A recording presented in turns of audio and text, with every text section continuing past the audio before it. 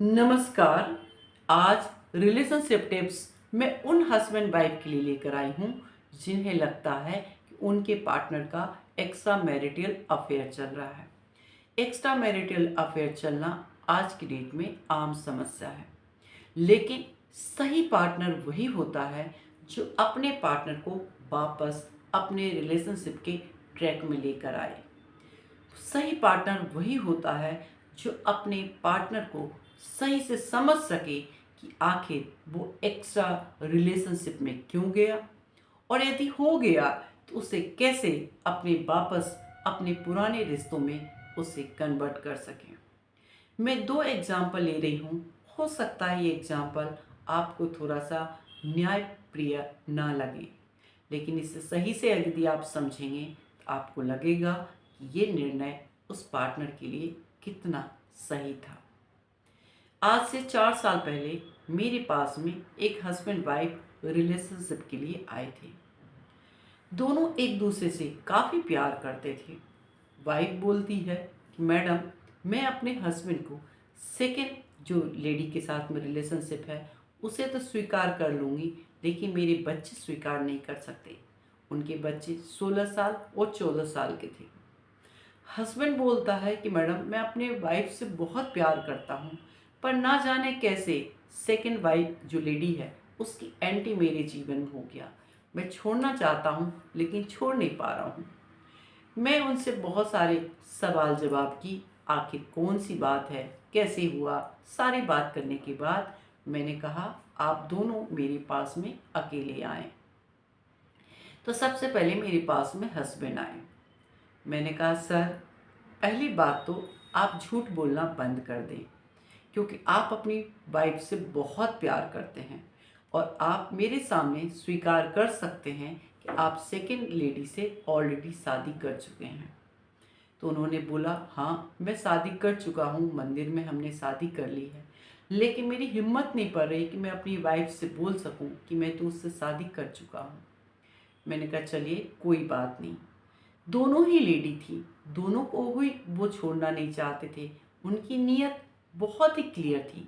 उनके साथ कुछ ऐसे इंसिडेंट्स हुआ जिसके कारण सेकेंड लेडी का उनकी लाइफ में इंटरफेरेंस हुआ, इन्वॉल्वमेंट हुआ और वो शादी में कन्वर्ट हो गया।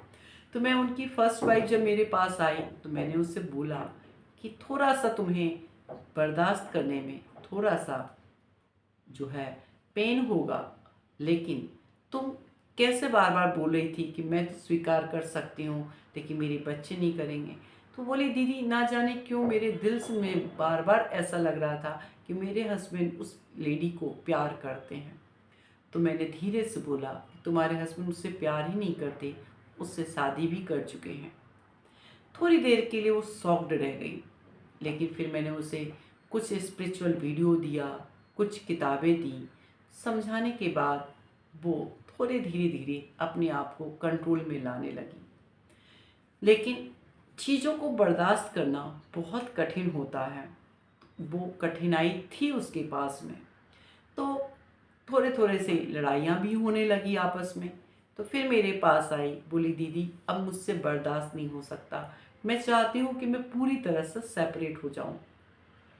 तो मैंने कहा क्या करोगी, क्या क्या आगे का विज़न है। इस तरह से कुछ कुछ काउंसलिंग करने के बाद उसने बोला कि उसके शादी से पहले के जो सपने हैं उसे पूरा करना चाहेगी। मैंने कहा बच्चे कैसे क्या, सब चीज़ करने के बाद उससे मैंने कहा कि अभी तुम्हें कौन रोक रहा है। तब धीरे धीरे उससे रियलाइज हुआ कि सेकेंड लेडी की भी कोई ऐसे मिस्टेक नहीं थी, कभी कभी सरकमस्टांसेस भी हो जाता है। तो उसने कहा ठीक है, मैं अपने हस्बैंड को पहले की तरह ही प्यार करने की पूरी कोशिश करूँगी, क्योंकि वो एक स्पिरिचुअल बुक्स को पढ़ चुकी थी, थोड़ा सा मेडिटेशन भी स्टार्ट कर चुकी थी करना। तो उसने अपने इन सब चीज़ों को समझते हुए अपने हस्बैंड अपने बच्चों के बीच में अच्छे से तालमेल लेकर आई और इस तरह से उसका रिलेशन अच्छे से चलने लगा। तो उसके जो मैरिज से पहले जो पॉलिटिक्स में जाने का उसका जो ड्रीम था, वो अपना पॉलिटिकल करियर स्टार्ट कर ली, कुछ सोशल कार्य करना स्टार्ट कर दिया और इस तरह से अपने आप को उसने संभाला। अपने जो हस्बैंड थे जो उससे भी बहुत प्यार करते थे, उन्हें भी वो हिम्मत देना स्टार्ट की।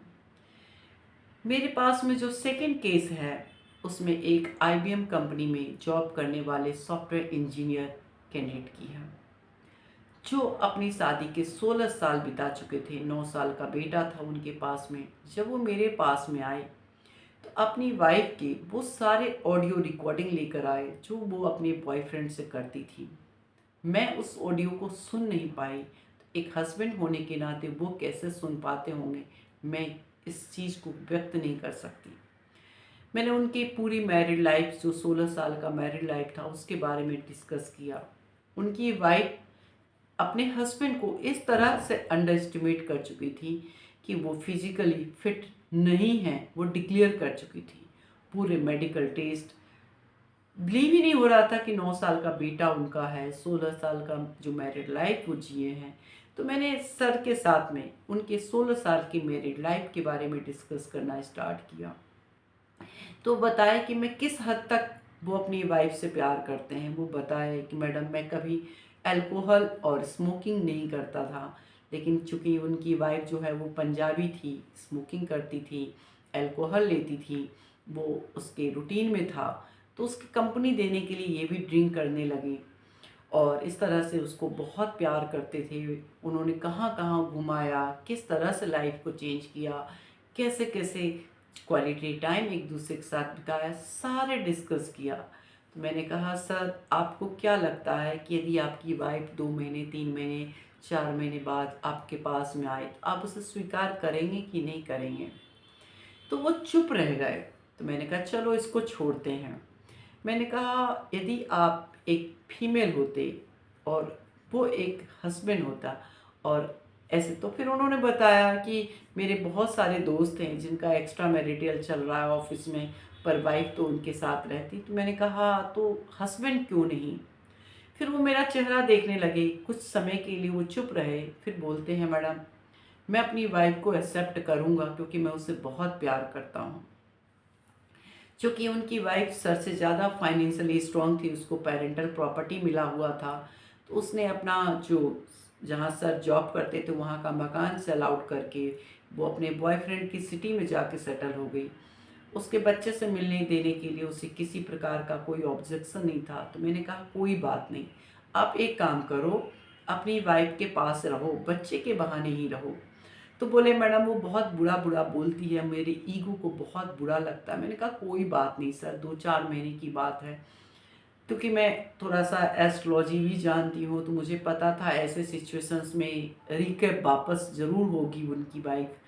तो मैंने कहा कोई बात नहीं। तो वो सर अपने बच्चे के बहाने वहाँ रहने लगे। उनकी वाइफ उनके साथ बहुत रूड व्यवहार करती थी, पर वो बर्दाश्त करते थे, मुझे कॉल लगाते थे, मैं उन्हें फिर सिंपैथी देती थी।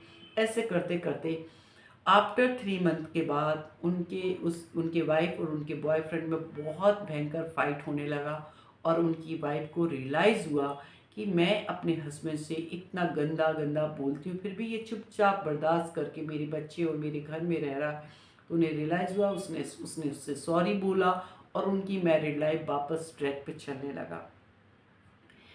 दोस्तों, यदि यहाँ पर जो सर हैं वो छोड़ देते या कोर्ट में जाते, या पहले केस में जो वाइफ है वो कोर्ट में जाती, तो सिर्फ केसेस का एक लंबा सा कतार चलता, उसके अलावा कोई भी सॉल्यूशंस नहीं मिल पाता।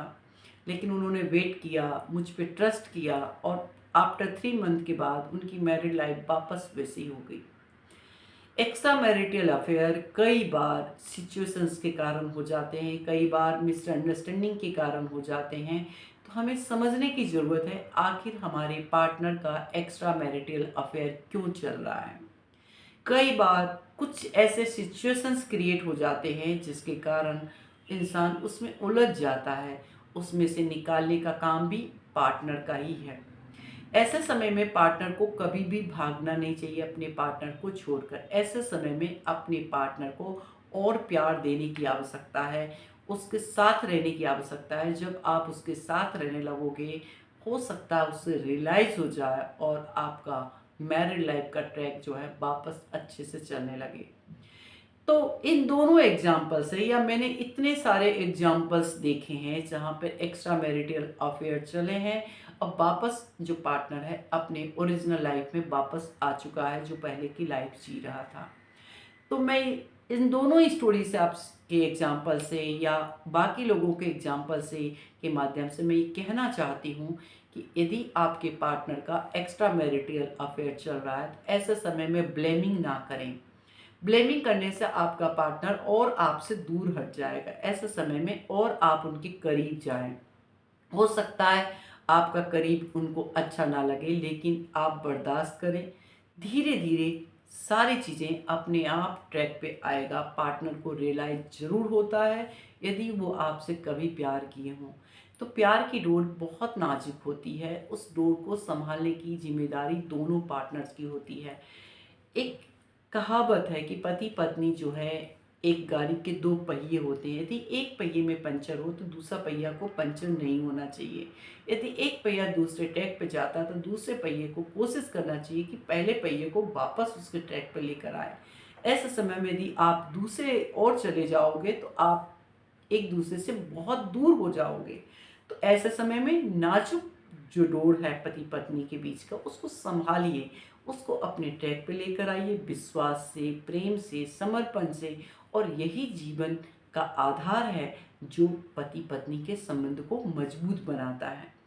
तो मैं ये टिप्स आपके साथ में शेयर करके मैं उम्मीद करती हूँ कि आप अपने जो एक्स्ट्रा मैरिटल अफेयर चलने वाले अपने पार्टनर्स को वापस अपने प्यार की डोरी से खींच कर ज़रूर लेकर आएंगे और अपने जीवन को बहुत अच्छा बना सकते हैं। यदि मेरी ज़रूरत हो तो आप मेरी मदद ले सकते हैं। मुझे खुशी होगा कि आप अपनी मैरिड लाइफ को बहुत ही अच्छा बनाकर आगे की जीवन को खुशियों के साथ जिएं। नमस्कार।